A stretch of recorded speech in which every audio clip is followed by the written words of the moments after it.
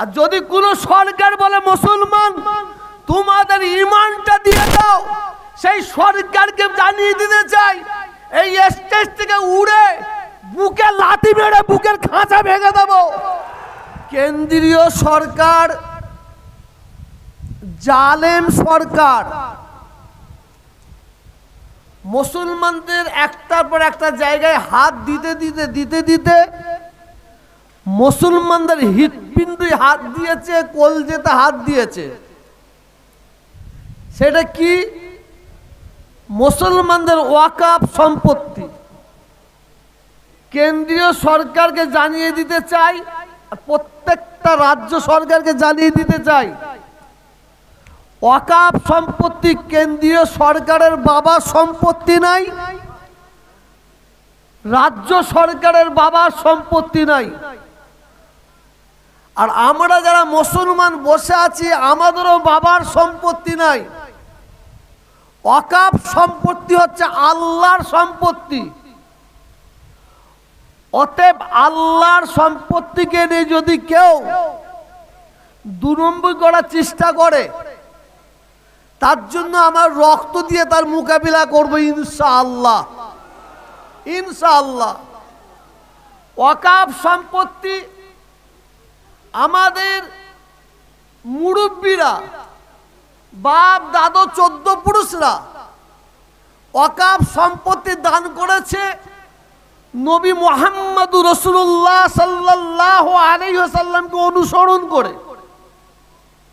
ওয়াকাফ সম্পত্তি আমাদের মুরব্বীরা দান করেছে মুসলমানদের ছেলে মেয়েরা যাতে উচ্চ শিক্ষায় শিক্ষিত হতে পারে, ডাক্তার হতে পারে, ইঞ্জিনিয়ার হতে পারে, WBCS হতে পারে, IPS হতে পারে, IAS হতে পারে। গরিব ছেলে মেয়েরা অর্থের অভাবে পড়াশোনা করতে পারবে না, অতএব এই সম্পত্তি দান করে গেলাম, এ থেকে তারা শিক্ষায় শিক্ষিত অর্জন করবে। আর মসজিদ পরিচালনা করার জন্য, মাদ্রাসা পরিচালনা করার জন্য, এতিমখানা পরিচালনা করার জন্য কারো কাছ থেকে ভিক্ষা না চাইতে হয়, যার জন্য ওয়াকাফ সম্পত্তি। আর এই সুকুনি সরকার, সুকুনি এই সরকার আমার ভারতবর্ষে একটার পর একটা জিনিস বিক্রি করতে করতে আজকে এই ওয়াকাফ সম্পত্তি মুসলমানদের লক্ষ লক্ষ বিঘে ওয়াকাফ সম্পত্তি আছে, সেই সম্পত্তিটাকে আত্মসাৎ করার জন্য আজকে এই জায়গায় হাত দিয়েছে। আমি জানিয়ে দিতে চাই ওয়াকাফ সম্পত্তিটা বাঁচাবার দায়িত্ব হচ্ছে আমাদের ঈমানের দায়িত্ব। যদি কোনো সরকার, আমরা মুসলমান, আমাদের বলে মুসলমান তোমাদের গাড়িগুলো দিয়ে দাও, আমরা বলবো নিয়ে নাও। তোমাদের জমি জায়গাগুলো দিয়ে দাও, আমরা বলবো নিয়ে নাও। তোমাদের ঘর বাড়িগুলো দিয়ে দাও, আমরা বলবো নিয়ে নাও। তোমাদের বাড়ি সোনা হীরা মণি মুক্তা যা আছে দিয়ে দাও, আমরা বলবো নিয়ে নাও। আর যদি কোনো সরকার বলে মুসলমান তোমাদের ঈমানটা দিয়ে দাও, সেই সরকারকে জানিয়ে দিতে চাই এই স্টেজ থেকে উড়ে বুকে লাথি মেরে বুকের খাঁচা ভেঙে দেব।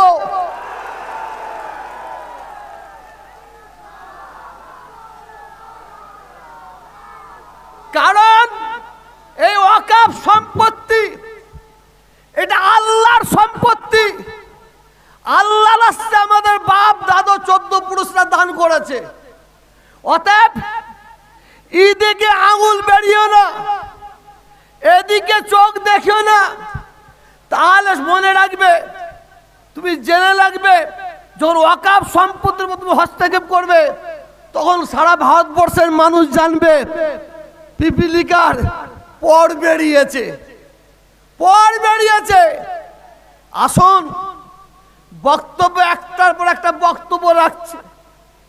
আমি এর সঙ্গে কিছু সম্প্রীতির বক্তব্য দিতে চাই। ভারতবর্ষ হিন্দু মুসলমান শিখ ইসাইর ঐক্য, একতা, ভ্রাতৃত্ব, ভালোবাসার ভারতবর্ষ। বিশেষ করে আমি তোহা সিদ্দিকী বহু জায়গায় বলি, আজকেও বলছি, ভারতবর্ষের এমন একটা কোনো রাজ্য নাই, এমন একটা কোনো রাজ্য নাই যে রাজ্যে আমি তোহা সিদ্দিকী যাইনি বলে আমার জানা নাই। পশ্চিম বাংলার প্রত্যেকটা গ্রাম গ্রাম, পাড়ায় পাড়ায় ঘুরেছি। দিল্লি, বোম্বে, ইলাহাবাদ থেকে এমন কোনো জায়গা নাই ঘুরিনি আমি। ভারতবর্ষের বাইরে, বিদেশে, দুহাই, দুবাই, আবুধাবি, কাতার, চায়না, বাংলাদেশ, বহু দেশে ঘুরেছি। সৌদি ঘুরেছি, বহু দেশ আল্লাহ নিয়ে গেছেন। ভারতবর্ষের যত রাজ্য আছে আমি চারিদিকে লক্ষ্য করে বলতে পারি, যদি হিন্দু মুসলমানের ঐক্য, একতা, ভ্রাতৃত্ব, ভালোবাসার রাজ্যে যদি এক নম্বরে কাউকে দিতে হয়, সেটা পশ্চিম বাংলাকে দিতে হবে, পশ্চিম বাংলাকে দিতে হবে। আজকে কিছু সুকুনি মার্কা, আমি নেতাজি ইন্ডোর স্টেডিয়ামে একটা বক্তব্য রেখেছিলাম, আজকেও সেই বক্তব্যটা রাখছি আপনাদের কাছে। নেতাজি ইন্ডোর স্টেডিয়াম ইমাম মুয়াজ্জিনদের একটা সভা হয়েছিল, সেই সভায় বেশি সময় পাইনি। সুকুনি জানেন তো আপনারা? জানেন না? সুকুনির দুটো বাচ্চা হয়েছে, দুটো বাচ্চা। বাচ্চা দুটো বলছে, মা মাংস খাবো, গোস্ত খাবো। সুকুনির মা উড়ে গিয়ে কিছুটা গরুর মাংস, গরুর গোস্ত নিয়ে এসে ওদের দিয়েছে। বাচ্চাগুলো দেখে বলছে, এ মাংস খাবো না, এ মাংস খাবো না। সুকুনি তখন বলছে, দেখে গরুর মাংস তোদের পছন্দ নেই। আবার উড়ে গেছে, আবার উড়ে গিয়ে ষড়ের কিছু মাংস নিয়ে এসেছে, ষড়ের মাংস নিয়ে এসে বাচ্চাদের দিয়েছে। বাচ্চারা দেখে বলছে, মা এ মাংস খাবো না। তো সুকুনের বাচ্চা দুটোকে জিজ্ঞাসা করছে, কিসের মাংস খাবি? বলছে, মানুষের মাংস খাবো। মানুষের মাংস খাবি? একটু অপেক্ষা কর। সুকুনি কি করলো জানেন?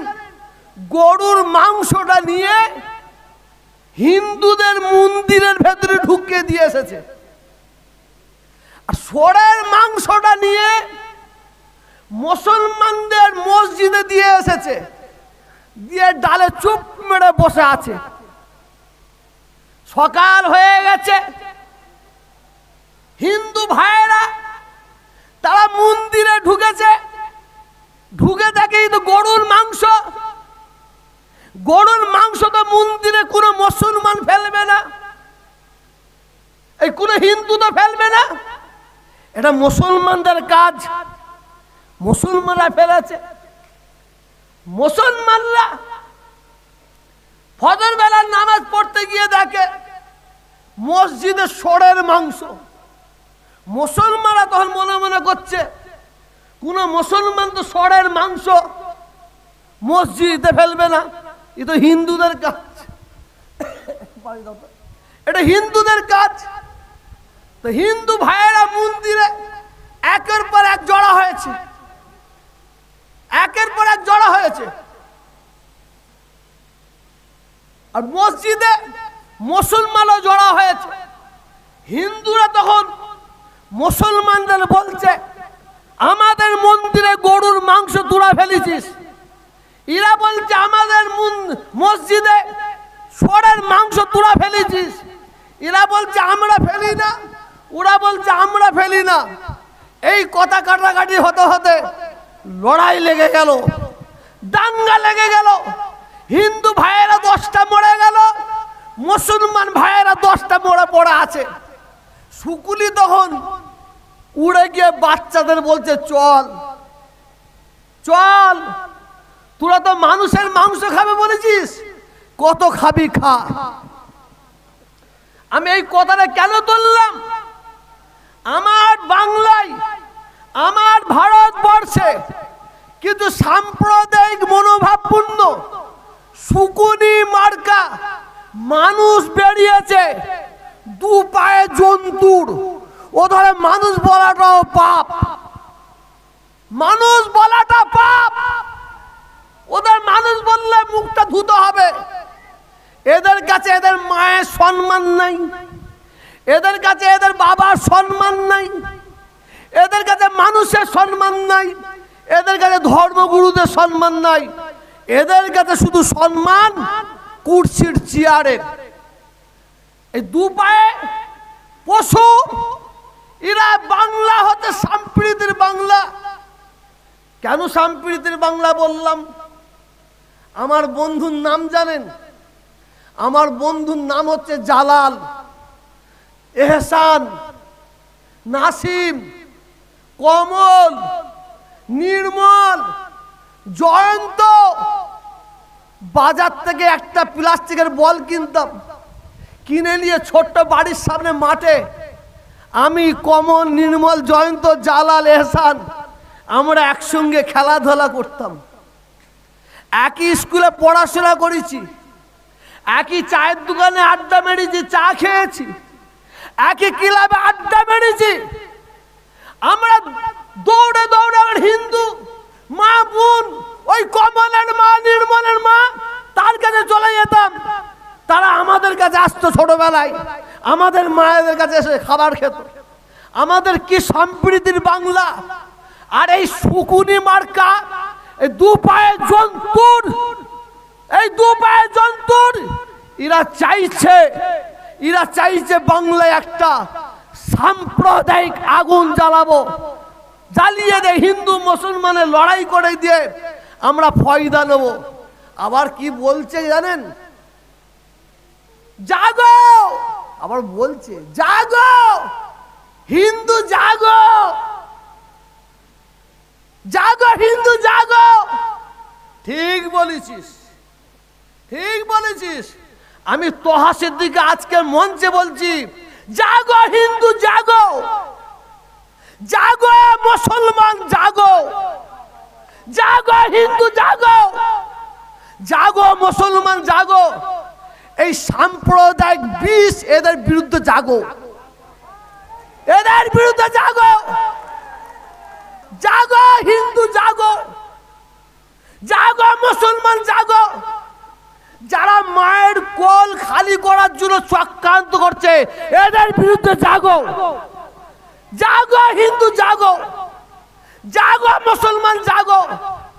যারা সাম্প্রদায়িক মার্কা মানুষ, যারা আপনার আমার বোনকে বিধবা করার, আপনার আমার বাচ্চাকে অনাথ করার চক্রান্ত করছে, তাদের বিরুদ্ধে জাগো, তাদের বিরুদ্ধে জাগো।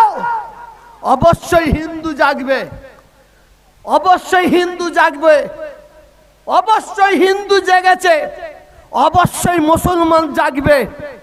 মুসলমান জেগেছে।